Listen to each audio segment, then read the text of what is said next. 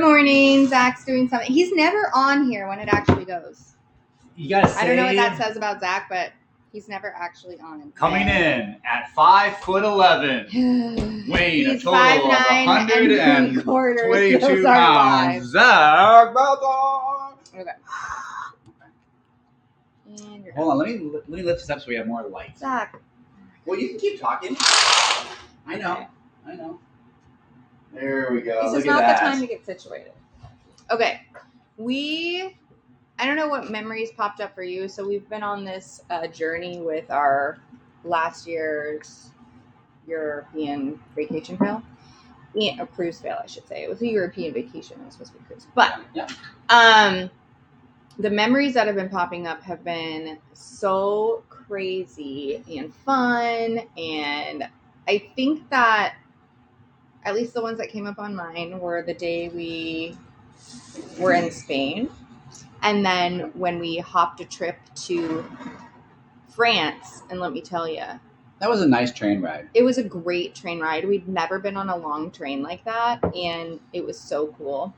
The only thing, though, was we thought we were going to get kicked off the train in France. Oh, yeah. Remember? I felt like I was doing something illegal. Even though my gosh. So what ended up happening was our passports, and this is the worst part. We actually didn't realize what happened until the end of our trip when we were trying to come back home, and the same thing happened in Germany. So they're checking passports on the train right as we enter France. So they're going through everyone, and we'd already been on the train at this point for 3 or 4 hours, and they're checking our passports, and they're flipping through,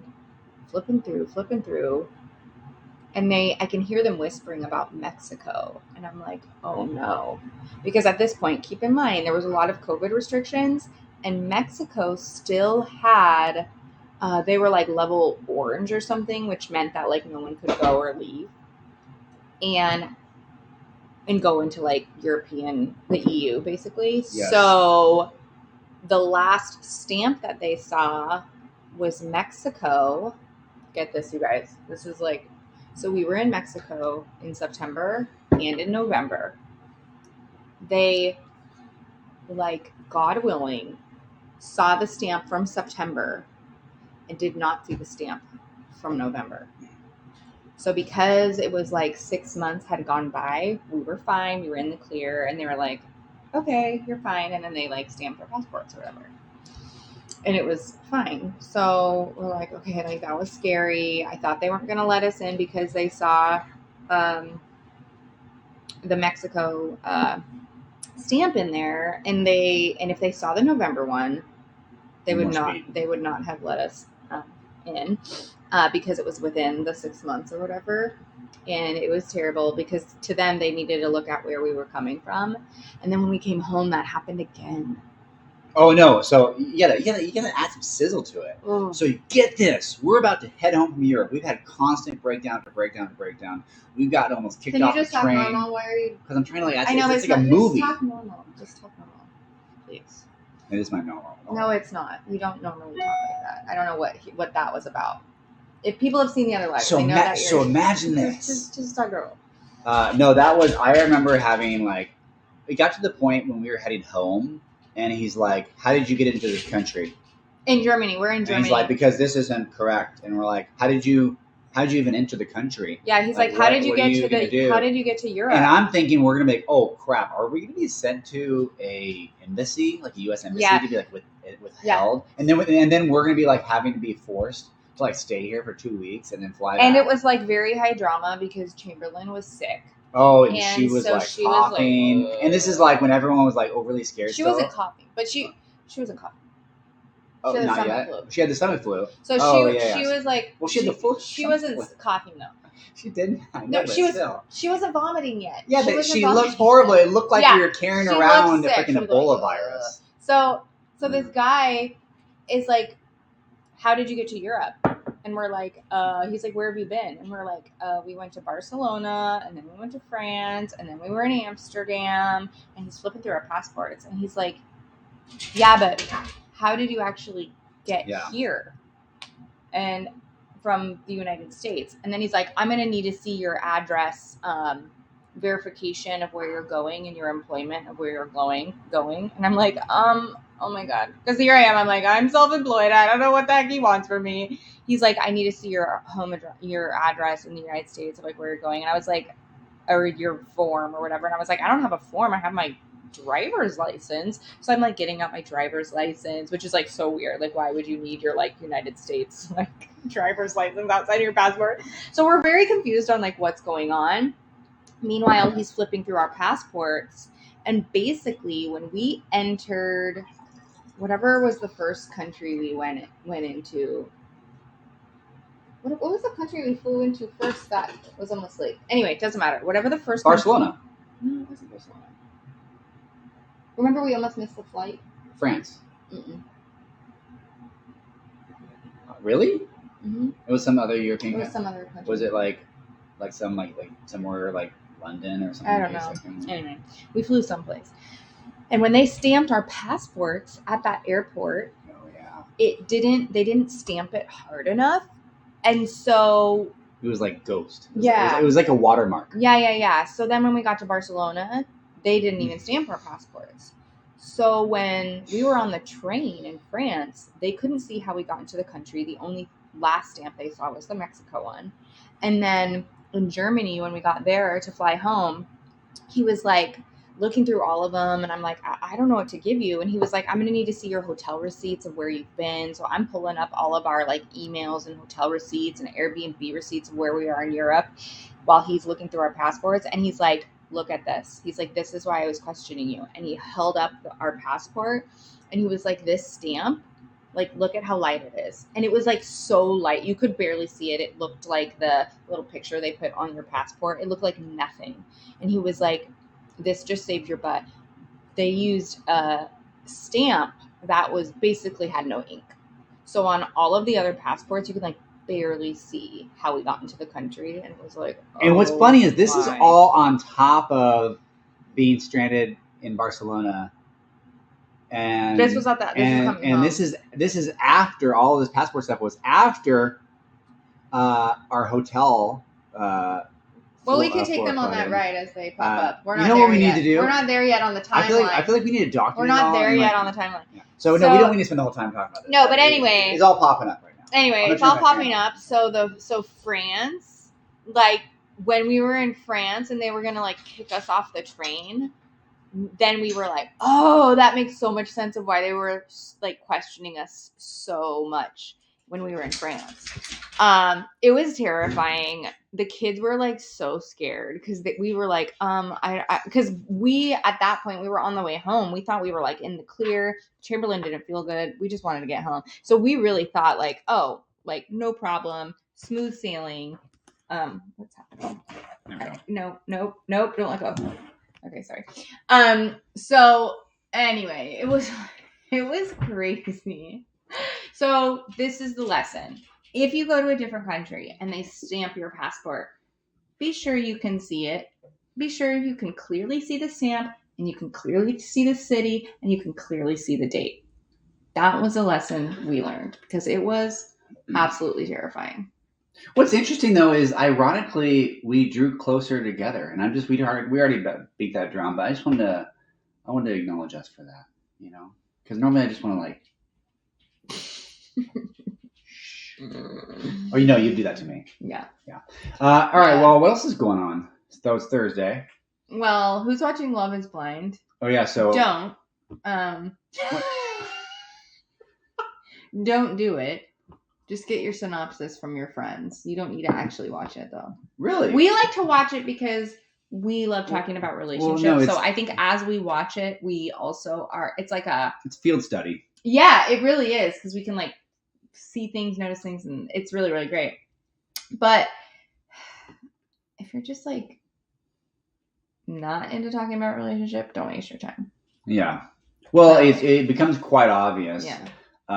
Sorry, you guys. Something is like wrong with my eye. It becomes quite obvious, I think, where so many people have upper limits. Like this one person, she is finding a really, really good person, but you can see there's a story.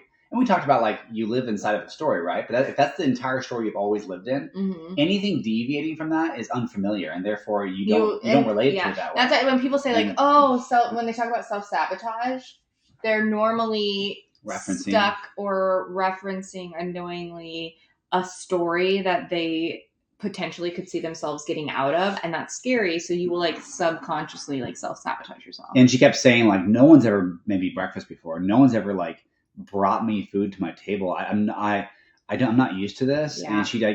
And it's almost like it was too good for her. And so it's almost like she had to like tear the relationship down to what she was familiar with. Yeah. It's funny how that it's actually very familiar with this, the interview I was listening to Ed Milet today about how that, you guys can't hear that. Our cat is like crazy. Is your, suffering and comfort. And he told this amazing story about these 4 prisoners. And I'm going to say this really, really fast. There's these 4 prisoners these men and sons were all like this town was captured and all the men were imprisoned and they were there in prison for the rest of their life. And even though can you imagine being like imprisoned inside of your own town? But then along came like these really wealthy philanthropists. There's 4 of them, and they saw that these guys were just suffering, but there's nothing they could do about it inside of the law. So they're like, man. So then one of the philanthropists said, like, you know what? Like, I want to be able to contribute. I have like these pillows and these mattresses. I would like to be able to contribute that to the prison. And then the guards agreed. So they outfitted all the prison cells with better beds and pillows, and they were able to sleep in comfort. And he's like, they're able to sleep in comfort. Great. And then the second philanthropist said, like, look, I actually own a farm. I have a little bit better quality food. Do you mind if I like donate that to the prison so that at least the guys can eat better? Because everyone knew these guys were innocent and they shouldn't have been in the prison. They were just taken over. So the guard's like, I don't care. It's fine. You can feed it. We don't have to pay for it now. So now the prisoners were eating better quality food and they were a lot more comfortable. It's like, I just want these guys to be comfortable. And then the third guy is like, look, actually, I have like these I don't know what he said. I had like these tools, or whatever, so they can entertain themselves and build something while they're in prison. So he donated all these tools so the guys can like work inside the prison. And then the fourth philanthropist finally came and he said, "Look, I actually am.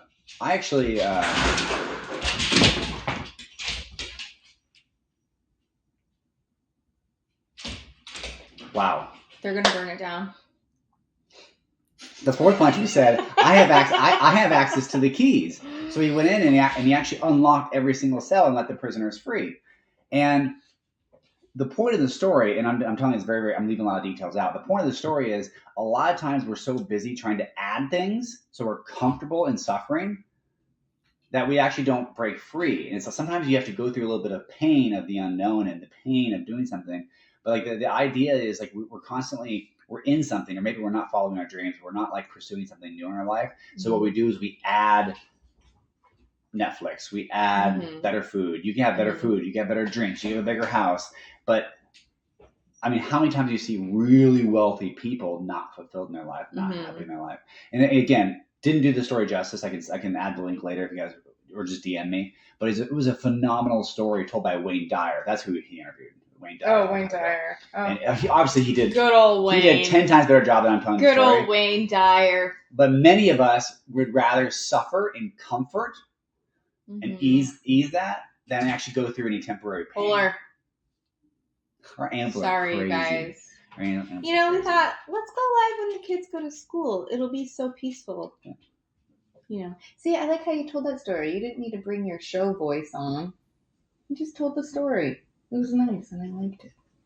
What's show voice? Okay, let me tell you. Like, well, that was just joking. No, you were going to tell the whole story, and it's just better. I like it. I can listen better. Yeah. Well, maybe we should. You know what they learn in acting in theater 101 is yourself. No, is when you do like an accent, or if you are like, is that you don't want the energy of what you're doing with your voice or your accent of what you're doing or your showiness to take away from what you're actually saying. And that's what it would have done. I feel like a lot of stage performances do that, though. Some do as a caricature. Especially Shakespeare. Some do as a caricature to be funny, but Shakespeare doesn't do that. Sorry, I got they do. Mm. Maybe it's just the actors that are playing the Shakespeare roles. When have you gone and seen a live Shakespeare show? Well, I want to see an original. I want to see an original Shakespeare. That's how they talked. No, I know. Can you imagine? The English was actually different. Yeah, because they had to speak in code. Didn't you tell me that? Well, there was more code happening, but also then poetry but also just Old English in general. Oh, okay. Like if we were talking English, but it was the 1400s, we would have no clue what anyone was saying. No. That's why, I mean, I love Outlander. Don't get me wrong. I'm not going to put Outlander down. But had she actually time traveled, she would have got her head cut off in like a week because of... Hey, kids, pull her. Don't do it right here by my feet. But she would have just been a dead giveaway because they would have taught in the 1700s. Even in the 1700s, English was going. Yes, and just so you know what happened, sometimes when you have like kids, they fight and they're playing great. It's like, oh, this is escalating. Someone's gonna end up crying. That's exactly like our cat and our dog. They fight like cats and dogs. They're like playing having a good time. They're having a good old time until Polar gets a claw in the nose, and then and then he gets pissed. So, but I don't feel bad for him. That's part of the deal. It's part of the deal. Also, I don't know who Judy thinks he is because Polar is huge compared to Judy. So he pokes the bear. He's like, "How far can I get this?" She does. I know. And then sometimes she antagonizes him. Like he'll like walk away, and then she just like pitter patters after him, like just whacking at his feet. Yeah, it's kind of funny. You do that to me sometimes. I do. I'm gonna find you. All right. Well, no, I was gonna say to subject change. Okay. End scene is what I was saying yesterday about like you kind of when you said about like the actor voice or the fake. Imagine this. Yeah. And that's kind of what I did. But sometimes it is a funny character. Like when we were in Europe, we were doing those funny reels. Yeah. But like that's like a more. But that was silly. That's like I'm this travel guy. Exactly. Yeah. So that's different. Yeah, because that wasn't being me. I was being a character. It. Yeah. So you can't do it when you're telling a real story. A real story. You don't. Yeah, heartfelt. Which makes me wonder. Is that something that I'm growing on? I have my glasses on and I'm trying to. Well, that's an area where I'm growing on, where being okay. Like I like to be known as someone who brings more energy to what I would call a dead room. However, or a boring room or a quiet room. However, sometimes what is needed, sometimes I'm projecting my own discomfort. Sometimes it's a contribution. Oh, so he was really uncomfortable, I guess, going on. Well, you're bringing up old wounds from our European trip of me. Because it's funny because now it was a great trip, but I will say those hiccups, those moments of like I remember being like almost like in disbelief. You know when you're witnessing something that you're it's horrible. You almost are like maybe like you have the cognitive dissonance. Like maybe because if you play it all the way through, like if the guy was like, "How'd you get in the country? We can't let you go." Like you're in a different country during a global pandemic when the restrictions are like really strict, and I'm thinking like we're already double paying for this trip, and now they're gonna like make us like go sit in a hotel room for 2 weeks, or we're gonna have to go to the U.S. Embassy. I couldn't comprehend all of that. No, it was literally. So I remember whenever we tell that story, I'm like, oh, geez. But I think some of it too, at least how our brains are different, was like I think you would go there because you were like emergency or needing to think on your feet is not in those scenarios. It's not one of your strong suits. You start to spiral. When it comes, a crisis, I need to. You start to spiral. You freeze. You freeze. It's embarrassing. It's okay. He's a good man. No, he's a good man. But that's your like. You got to think it through. It's like it's. Well, I'm processing. Yeah. I'm trying to think. Whereas like really happening. Rather than I process after, so I'm very like in the moment. So I never like. Really. So no, I don't react. I respond, but I'm in the moment. So I wasn't like when that guy was like, I'm gonna need to see where your hotel rooms were, where this was, your flights, all this stuff, like into Europe. I'm gonna need to see proof of all of that. I was just like, okay, this is what he's asking for. This is what I'm gonna give him. Okay, I will process this later. I wasn't like, ah, crap, what are we gonna do? Like I wasn't there. I wasn't there. So when I think of these memories, I don't necessarily think of all of that other stuff. Like that could have happened because I was so like. That actually makes a lot of sense with our personality. Yeah, that's what I'm saying. It's like our personalities I'm a future our personalities are just different like that. Yeah, I constantly get in which served us, right? Because then it was like, okay, what are we gonna do? And once we settled into what was happening, then it was like, yeah, what are we gonna do? What's the day gonna be? And like, you know, but well, it is really that Eckhart Tolle said like the stress is just a sign that you've left the present. Mm-hmm. And I think that's what I was experiencing is I was already several hours ahead of if it went bad. If it went bad. But it hasn't gone bad yet. Right. So like I already left the present and was like thinking about what are we going to do now? Yeah. And that's where my present energy was in the. And I think like where we grew was like in the straightness of you spiraling and freaking out and me being like, I'm handling this. I just need you to. And then let me. Well, you know what's funny you say that because he actually and this is why it worked so well was like when we were in Barcelona and we didn't have any plans of like what to do next. We just knew we had to get out of this hotel by 11 a.m. the next day, right? Yeah. Is he took the kids out. He like took the kids out. They went and had dinner. They went on the cool street. Can I be honest? And they had a great time. Where I was like, nope, I gotta, Can I be honest? Service. No, I would like you to be dishonest. I'm gonna. This is hard. This is hard for me to say, but it is true, and you already know this. But I'm saying this because some of the guys out there, I struggle sometimes with that because I feel like I'm failing, like because I think stereotypically I would say, and even statistically, like that's like most guys fill that role, and I think but I also know that's your strength, so I don't try to compete. I don't no longer try to compete with you. Oh yeah. And I didn't feel it at the moment, but I it definitely is a thought that I contend with a lot of like.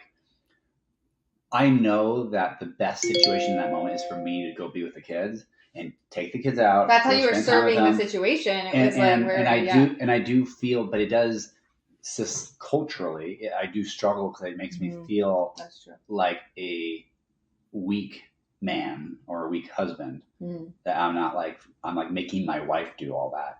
But I also know that's like a story and insecurity I tell myself because I think that you don't think that way. You're not like, I can't believe he's making me do this. And I put it in the chivalry category of like, I think there are things as a man that you need to lead and step up as a man, separate them. And I think there is value to that in certain areas of life. And there's a lot of wisdom in the discernment of what that might look like in that moment in time. Because in that moment in time, I needed you to step up and take the kids and go actually do something to handle something else going on. Yes, and I think that is way, and for me, that's what being a man is. But I don't always feel that way sometimes. But it's but I'm also I've also done enough work in that area and awareness in that area where I feel like I know that's not true. Yeah. Because in a lot of ways, but I don't know if you ever have like your version of that, but I know it's like that's there for me sometimes because I do like it, and usually whenever I try to fight it, like thinking I need to step up, that usually ironically leads to unhappiness because I'm doing something that kind of violates my natural. Like I like what Gary and Gary Vaynerchuk and a bunch of other people say is like, look, there's nothing wrong with developing a skill. Like I can practice basketball every single day and I will get a lot better at basketball, a lot better, but it doesn't matter what I do. I'll never be in the NBA. I'm just not. Yeah. I'm never going to be a professional running back. And once we assumed those very clear roles, even in the moments, that's when things started to look better because there was something that you tried to plan that ended up not going well and was super stressful. In Europe? Yeah. And I was like, and we were also working with somebody who was trying to help and was no help at all. It was just a disaster. What happened here? And so it wasn't until it was like in that moment we decided when we got back, like, okay, from now on, Sierra is just going to do the planning. Is this parts. like a? And Zach is going to. Is this like a topic you're parts. worried about embarrassing me if you share it publicly? No, now it was wondering what it is. it was the riverboat. Remember when we were in France and then. And then we walked around Paris for like 2 hours. Well, that was partially not my fault. That was partially not my fault. It was my fault. It was my fault. No, it was attention to detail. Which is not my strong suit. Which is why we decided, okay, from now on, like, Sierra's going to do these parts and Zach's going to do these parts. Okay. The very, very short story is there's these boats you get on to tour the canals, and there's 2 boarding sections. However, in the off season, there's 1 boarding section. So I just looked at the map and said, "Oh, there's 2 boarding sections. Let's go." But there's like a small little like italicized asterisk being like, "Note, like on the off season, check the off season dates. Off season schedules may vary or something like that." And I'm like, why would I look at it? Because I said there's 2 spots. So I just thought, let's go. And yeah, that bit me. So we ended up walking probably like 4 miles with the kids. I mean, no, to the point where our feet were getting tired. To the point where by the time we got on the boat to go through the canals, Zach fell asleep. I fell asleep. It was mentally, like, I was carrying a lot. To put this to scale, we got on the boat, and Zach just slept the majority of the time. All the kids and I were like, ooh, Notre Dame. Oh, by the way, that was a great nap though. I don't regret that nap. I needed that. So funny. I needed that nap. It was so funny. But yeah, that's kind of so like in the timeline of things, we were in Paris, and I think we were just starting to like actually we found a nice Airbnb that we enjoyed. We had made plans so we're in an organization called Couples Coaching Couples, which is awesome. And fortunately for us, that community came through big time. And one of our couples who's in our circle reached out to us to remind us, hey, there's a couple in Paris. You should connect. And it was like, oh, there is a couple in Paris. Oh my goodness, how nice to be in an unknown place unexpectedly and then be able to connect with a couple. So we made plans. It was great. Yeah. Great. I really, you know what, like, the kids were phenomenal. I honestly, I would like to do Paris again, but a little bit more like planned, because I left wanting more. Oh yeah, you cannot do Paris in like, I don't know. I think we had like 3 or 4 full days. Like I would do 2 days at the Louvre, for example. Yeah, the kids did great at the Louvre. They did do great. You have kids, so I don't know so Chamberlain at the time was newly 6 years old. They also knew something was like, they knew that we were scrambling. Yeah, they did know that because a lot of the things that you would want to do in Paris, we couldn't do because there was still COVID restrictions. It was off season. And then also you would have to like book like 90 days in advance for a lot of things. And so we just didn't have that time. I mean, we didn't even know we were going there, right? So the kids also knew that like something was up, but the Louvre with kids, like first they have a scavenger hunt, but then their brochure is awesome. So the kids kind of like picked out certain areas that they thought were going to be interesting. So we promised them we'd get to those areas. They wanted to see the Mona Lisa. So we promised them that we would do that. And then it just made the Louvre so fun. So we did 5 hours at the Louvre with like maybe 1 45-minute break for lunch in the middle of it. But it was 5 hours. And we cut it short. Yeah. We cut it short because we had to go to dinner. Didn't they tell you, like, we had dinner reservations. Didn't they say it takes like, I'm making this up, it takes like, you'd have to see every piece, it would take you like years or something like crazy? Yes, but you're thinking of the Hermitage when we were in Russia. Russia, okay. We sound so worldly, even though we're not. We're not. That's why you should go on cruises. That one time we were in Russia, then we went to Estonia. It's it's a great way to see where you'd want to go back, right? It's a great way to see where you'd want to go back.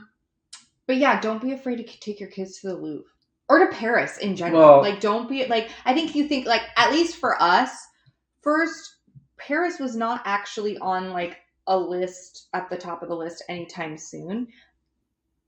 It just wasn't.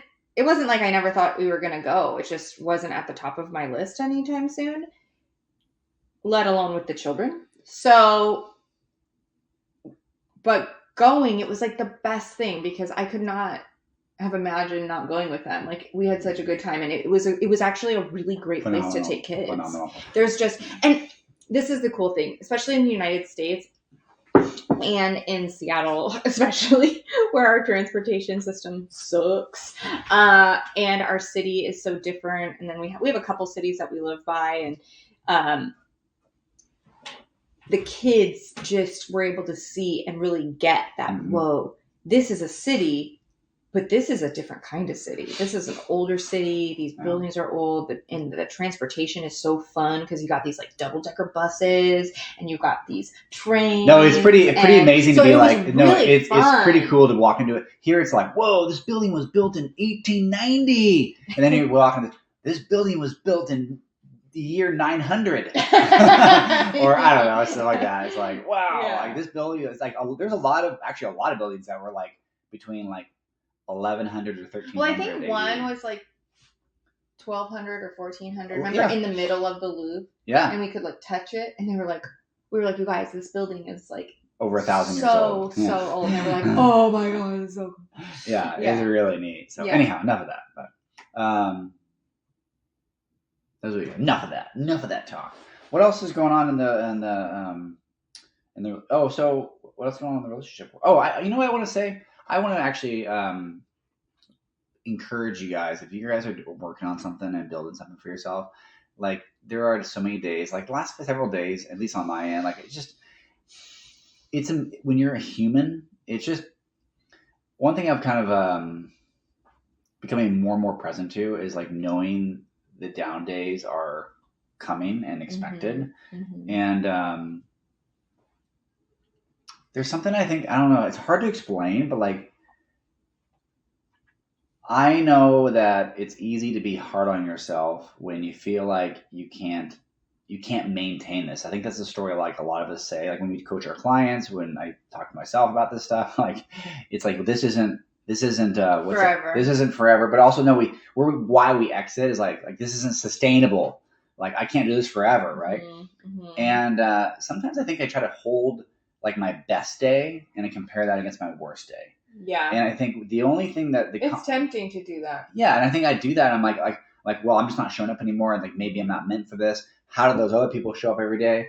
But the thing is I've noticed on my worst day, still, like all they see is that you're showing up. They don't always know psychologically what you're going through or any pain that you're in, and it's just like taking even like a baby step. It's like that.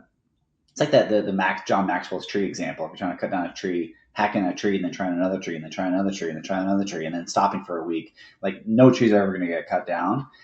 If you do 10 swings of the axe at one tree every day, it will fall. But some days you might just do one swing. But but once you stop swinging completely, it's easier to not swing the next day, and then not swing the next day, and then you go out and swing. You maybe feel like you got to make up, so you swing 20 times, and then you're burnt out and exhausted, and then you take another 3 days off, and it's constantly breaking that pattern, and that's I think been really present for me over the last 7 days. It's just like even if it's just a little baby step, just show up in whether you're writing a book or whether you're working on a website or whatever you're building something, and that's what we're trying to do. And I think I don't know, it's just when you come out of that tunnel, you look back and you're like. I don't know. It's just weird. It's like the whole hindsight's 2020 is a very valid statement. And I think when things are hard is just really also reminding yourself and talking to yourself that that's not forever. Like it's just not. It's just not. No, it's not. And it's really, and the trap is the thought of this is going to be forever, or the lie that it has been forever. So therefore it can't change. Right? I think sometimes even just like in relationship or with your health or a mindset is like, well, I've always been this way. Well, I mean, we've been like this for years, so it's just like it's been forever. And it's like, well, first, it hasn't been forever. And second, like, is to remind yourself that it's not. Yeah.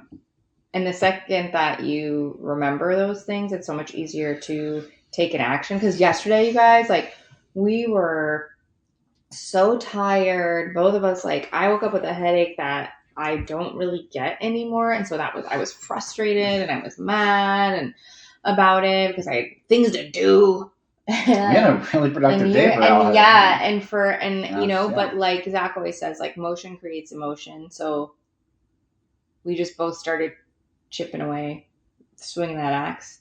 And then it was like, okay. And then before I knew it, my headache was gone. Before I knew it, I had I'm going through a course right now, and I had like done a whole bunch of it. And I was like, okay. And then Zach went, and you had some really great conversations with people yesterday, and connecting with an old coworker. It was wonderful. And so it's like, look at what can happen when you just start showing up just a tiny bit. And I really, honestly, yesterday, all I wanted to do was go lay on my couch after the kids went to school and just take a nap. Mm-hmm. But I had a Zoom scheduled with my girls, got on that, and even then I was like, I'm going to take a nap after this. But I couldn't, because then on that call I told them, I'm going to get some of my online course done right now. So then I had to do that. Because a huge acknowledgement for you, by the way. By the way, I really noticed that. What? Like, I knew you had a headache, and I was like, and even me, I was like, wow. She's working on that right now. Like I was like prepared to give, not that I would judge you for it, but I was like prepared to like not be curious if you did like go into sloth mode, you know. Well, I might take a nap today. And by the way, you can. And I push myself. And I still wouldn't judge you. But my point is, I noticed, and because I knew you had a really bad headache, and that was not, you don't typically experience those. Well, so. And keep in mind, like, 3 years ago, Sierra would have. I probably would have written off 2 days. Yeah. And again, I would. It's not, I want to be really clear. It's not bad if you do that. So it's not like you step it up and suck it up. But I just want to acknowledge that you chose, what that meant for me is like when I saw you working on the website and the curriculum and the product that we're doing, I remember thinking to myself yesterday, I never told you, but I remember thinking like, oh, I saw a manifestation of the future us, and it's like you were like leading from that person, even though I knew in that moment wasn't happening, you know. And like that's why we swing the axe though. Like you swing the axe not because you like to swing the axe, because you imagine the tree falling, you know. And so whatever you're trying to conquer in your life, that's very, very similar to that. And that the one lesson I took out of like this week so far, even in my own experience and witnessing you, is give yourself a lot of grace, but at the same time, like whatever if you can muster it up, you can muster it up, just show up, even if it's like just a little bit. It doesn't, just do something, go out there, take one swing, put the axe down, because it's more of the habit of grabbing the axe and swinging that is more important than any progress that was made.